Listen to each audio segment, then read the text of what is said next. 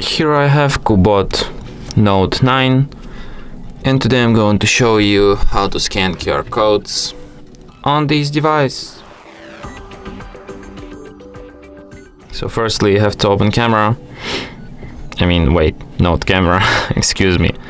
Firstly you have to open Google application, then tap on the camera icon here, then tap open camera, allow all the time, allow. So now let's scan, for example, this QR code.